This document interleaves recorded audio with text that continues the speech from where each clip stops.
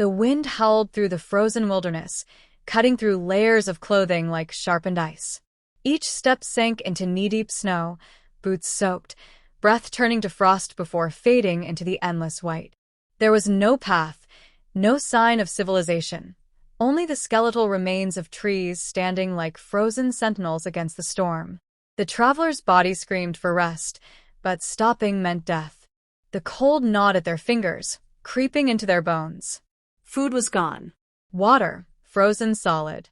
They weren't supposed to be here, lost in this merciless winter, but fate had other plans. Then, a break in the monotony of white.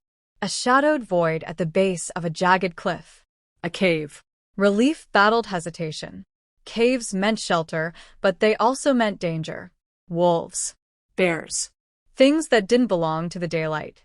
But the cold was relentless, pressing them forward. Crossing the threshold, darkness swallowed them whole. The wind outside screamed, but in here, the silence was absolute. The ground was uneven, damp. The air carried a faint, stale musk of something long abandoned. Shaking hands fumbled for the lighter. A small flame flickered, casting weak, dancing shadows against the stone. Walls closed in on either side, stretching beyond sight. At least it was warmer than outside. The pack dropped heavily to the ground, the last of their strength leaving with it. Every muscle ached, exhaustion clinging like a second skin. The fire, no larger than a flickering candle, gave little comfort but just enough light to push back the void. Then they saw them. Carvings on the walls. Faint, worn symbols etched deep into the rock. Not natural. Not random. People had been here before. But how long ago? And why had they left? Fingers traced over the markings, feeling the uneven grooves beneath frozen skin. The shapes told a story, though its meaning was lost to time. Some figures stood. Others knelt. And in the center, a shape that wasn't human, something larger looming over them. A shiver ran deeper than the cold. The wind outside was no longer just wind. It howled in a way that almost sounded like voices. But it had to be the storm. Just the storm. Still, the carvings seemed to whisper warnings in the firelight. Turning away, they huddled closer to the small flame, pulling their coat tighter, listening to the crackling fire, the distant storm, the sound of their own breathing. And then, a breath. Not their own.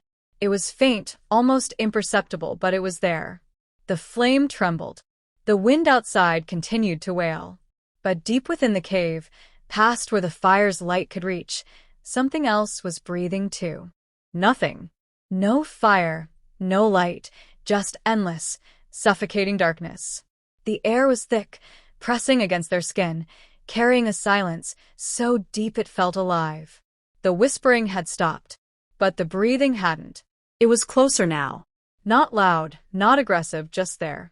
A steady inhale, exhale, deliberate and patient. It knew. It had always known. Fingers tightened around the knife, useless against the unseen. Cold sweat trickled down their spine, burning against frozen skin. A step back. Careful. Slow. The stone beneath their boots felt uneven, shifting slightly, as if the cave itself was breathing too. Then movement. Not footsteps.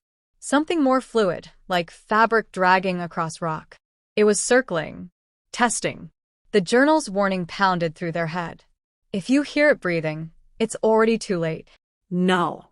No, there had to be a way out. A spark of memory, the tunnel behind them. The narrow passage. If they could reach it, they might have a chance. Shallow breaths. One step. Another. The air grew colder. The breathing never stopped. Then something shifted. Not in front. Not behind. Above. Instinct screamed, move.